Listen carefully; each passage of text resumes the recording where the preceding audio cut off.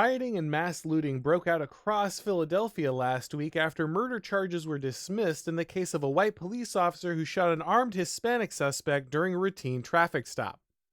The incident was ruled as a justified shooting after body cam footage showed the suspect, Eddie Irizarry, producing a weapon and pointing it at officers during the traffic stop. The weapon in question turned out to be a knife. A swarm of criminals used the dismissal as a pretext to smash and loot Apple, Foot Locker, and Lululemon stores along with many other businesses during the 2 nights of unrest. A social media influencer known as Meatball livestreamed the riots on Instagram as she encouraged looters to steal iPhones in the name of racial justice. While over 50 arrests were made during the Philadelphia crime spree, most looters will face few if any consequences for their actions. This kind of violence and theft has become a regular feature of life in American cities, and major retailers are responding by closing stores and fleeing to safer areas. Municipal governments are increasingly unable to maintain order due to highly racialized politics, and this failure will bring about the end of our high-trust society. Civilization is a funny thing. When social cooperation is high and everything is working properly, the people of a nation barely take notice. But when the interdependent structures that allow for seamless operations start to fall apart, it suddenly becomes clear what was taken for granted.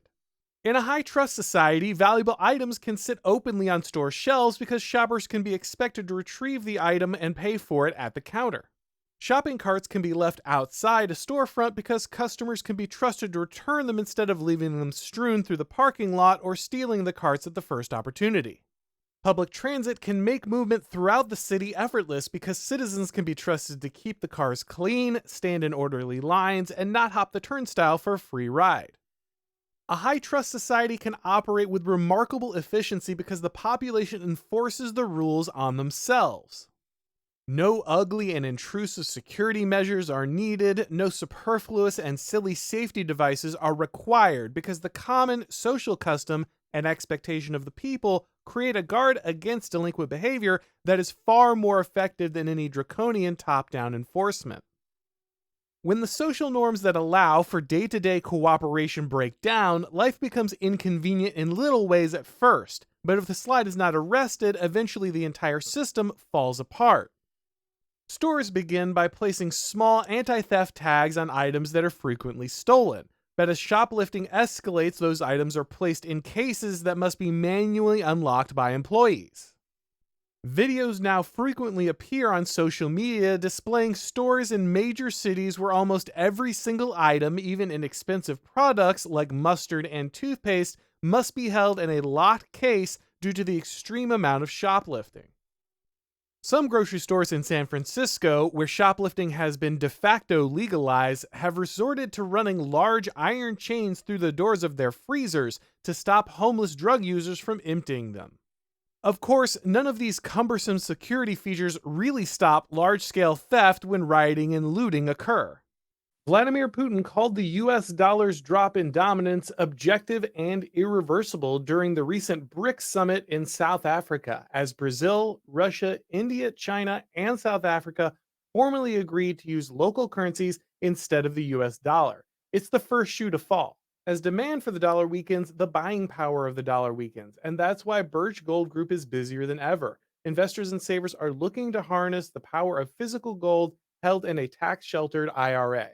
Text Auron to 989898 for your free info kit on gold. With thousands of happy customers, an A-plus rating with the Better Business Bureau, and countless 5-star reviews, you can count on Birch Gold to help you navigate transitioning an existing IRA or 401k into an IRA in gold. As the US dollar continues to receive pressure from foreign countries, digital currency, and central banks, arm yourself with information on how to protect your savings. Text Auron to 989898 to claim your free info kit now. The impact on the local population in these areas is obvious. In addition to the physical danger, shopping in these areas becomes increasingly inconvenient and time-consuming as employees must unlock each item the customer intends to purchase. The employee and the customer begin to ask themselves if they're suckers for putting in a hard day's work and abiding by the law, while criminals routinely steal whatever they can with little consequence. Eventually, major companies realize there's simply no way to operate at a profit or provide a safe environment for their customers and staff, and they shut down operations. In recent months, CVS, one of the chains hardest hit by the increase in crime, has announced plans to close over 900 stores by 2024 as part of a strategy to curtail losses due to shoplifting. Its rival Walgreens plans to close 150 stores, and Target has announced that it will close several stores in major American cities due to violence and theft. One of the left's favorite talking points is the food deserts created by the flight of major retailers from these dangerous and unprofitable areas. When the major businesses leave, only smaller discount stores filled with junk food, alcohol, and cigarettes are willing to take the risk of servicing the community. Progressives love to blame this phenomenon on racism or capitalist greed, but the truth is that this situation was manufactured through the policies of the very same political actors who complain about the inevitable consequences of their own policies. Crime is a part of the human condition. It will always be with us to some degree, but reliable solutions for reducing its severity are well known. When small violations of the law are allowed to go unpunished, criminals are emboldened, and they escalate their behavior. Average people who would naturally abide by the law see criminals prosper without consequence and realize that it's foolish to follow the rules. Broken windows policing was not some new revolution in law enforcement. It's the rediscovery of one of the most basic truths of human organization. A population will mostly self-regulate if order is the norm, but the more that delinquency is excused or rewarded, the faster things will spiral out of control. At a cookout a few months ago, I heard a story from a local police officer that I have now seen play out over and over again in American cities. The young cop said that after the BLM riots of 2020, the order came down to basically avoid interaction with minority communities at all costs. Even the most routine traffic stop in one of these neighborhoods could escalate unexpectedly, and with the incredible bias of the press and the viral nature of social media, an officer could have his career ended in the blink of an eye. Better to avoid possible lawsuits and violent riots by simply ignoring the call when it came over the radio.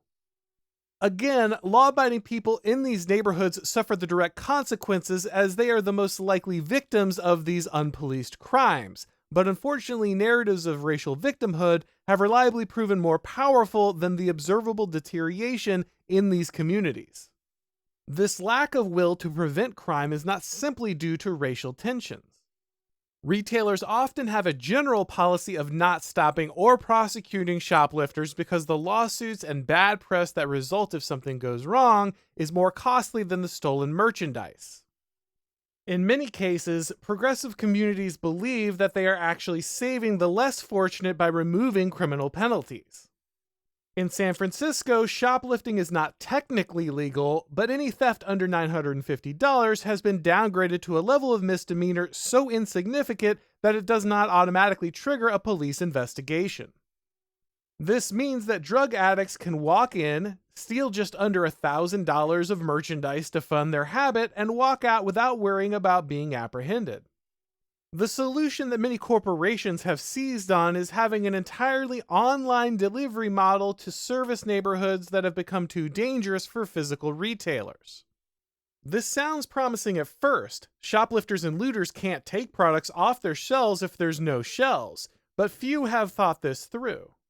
If a neighborhood has become so dangerous that a grocery store can't safely operate, then why would delivery trucks full of valuable merchandise be allowed to traverse the same streets unmolested?